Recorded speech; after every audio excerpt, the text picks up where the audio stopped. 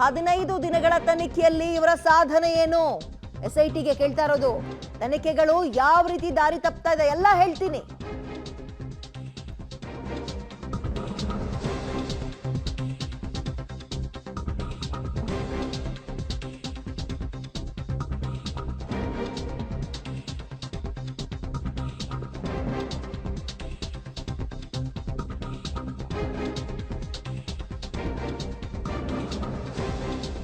Pen drive ವಿಚಾರದಲ್ಲಿ ಒಕ್ಕಲಿಗ ಅಸ್ತ್ರ ಕಳೆದ 2-3 ದಿನಗಳಿಂದ ಚರ್ಚೆ ಆಗ್ತಾ ಇರುವಂತದ್ದು ಒಂದು ರೀತಿ ಹಾಸ್ಯಾಸ್ಪದವೋ ಅಥವಾ ರಾಜಕೀಯ ಒಂದು ಚರ್ಚೆಗೆ ಗ್ರಾಸವಾಗ್ತದೆ ಗೊತ್ತಿಲ್ಲ. ಇದರ ನಡುವೆ ಕುಮಾರಸ್ವಾಮಿ ಅವರು SIT ತನಿಖೆ ಬಗ್ಗೆ ಅನುಮಾನದ ಕಂಗಳಿಂದ ನೋಡ್ತಾ ಇರುವಂತದ್ದಂತೂ ಕನ್ಫರ್ಮ್. ಅವ್ರು ಹೇಳಿದ್ರು ಸರ್ಕಾರದ ಹಸ್ತಕ್ಷೇಪ ಇದೆ, ಕೆಲವೊಬ್ಬರ ಪ್ರಭಾವದ ಮೇಲೆ ಈ ಒಂದು ತನಿಖೆ ನಡೀತಾ ಇದೆ.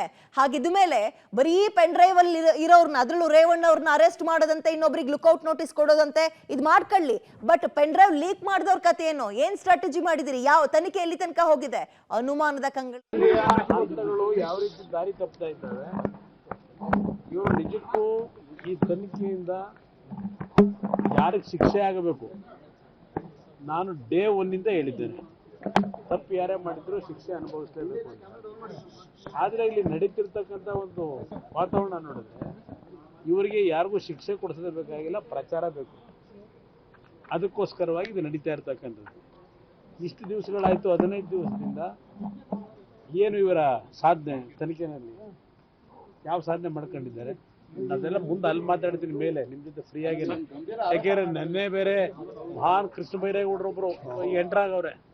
ಕೃಷ್ಣ ಬೈರೇಗೌಡರು, ಇನ್ನೊಂದು ಮಂಡ್ಯ ಲೀಡರು, ಅಲ್ಲಿದ್ದ ರಾಮಲಿಂಗ ರೆಡ್ಡಿ ಅವರು, ಸುಧಾಕರ್ ಅವರು ಎಲ್ಲ ಒಕ್ಕಲಿಗ ಸಮಾಜದ ಮಂತ್ರಿಗಳೇ ಸೇರಿದ್ದಾರಲ್ವೇ.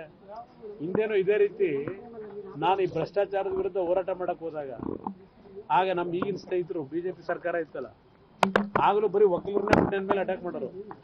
ಅದೇ ಸ್ಟ್ರಾಟಜಿ ಇವ್ರು ಶುರು ಮಾಡೋದು.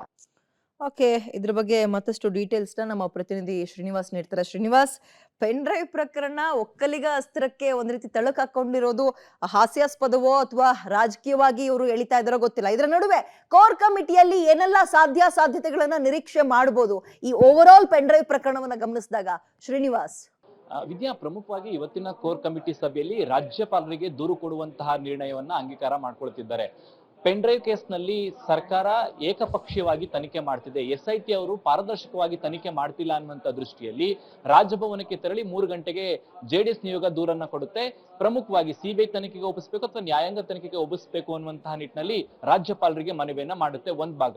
ಎರಡನೇದು, ನಿನ್ನೆ ಕಾಂಗ್ರೆಸ್ನ ಒಕ್ಕಲಿಗ ನಾಯಕರು ಸುದ್ದಿಗೋಷ್ಠಿಯನ್ನ ಮಾಡಿ ಕುಮಾರಸ್ವಾಮಿ ವಿರುದ್ಧ ವಾಗ್ದಾಳಿಗಳನ್ನ ಮಾಡಿದ್ರು. ಇವತ್ತು ಅದಕ್ಕೆ ಕುಮಾರಸ್ವಾಮಿ ಅವರು ಕೌಂಟರ್ ಕೊಟ್ಟಿದ್ದಾರೆ. ಹಿಂದೆ BJP ಅವಧಿಯಲ್ಲಿ ನಾನು ಭ್ರಷ್ಟಾಚಾರದ ಆರೋಪ ಮಾಡಿದಾಗ ಇದೇ ರೀತಿಯಾಗಿ ಒಕ್ಕಲಿಗ ನಾಯಕರನ್ನ ಬಿಟ್ಟು ಅಟ್ಯಾಕ್ ಅನ್ನ ಮಾಡ್ತಿದ್ರು. ಸೊ ಇದೇ ಪ್ರವೃತ್ತಿಯನ್ನ ಕಾಂಗ್ರೆಸ್ ಅವರು ಮಾಡ್ತಿದ್ದಾರೆ. ಆದ್ರೆ ಸತ್ಯಾಸತ್ಯತೆ ಬರಬೇಕು ಅನ್ನುವಂಥದ್ದು ಯಾರಿಗೂ ಇಚ್ಛೆ ಇಲ್ಲ. ಹಾಗಾಗಿನೇ ಸಂತ್ರಸ್ತೆಯನ್ನ 5 ದಿನಗಳ ಹಿಂದೆ ರಕ್ಷಣೆ ಮಾಡಿದ್ರು ಕೂಡ ಇದುವರೆಗೂ ಕೋರ್ಟ್ಗೆ ಪ್ರೊಡ್ಯೂಸ್ ಮಾಡಿಲ್ಲ.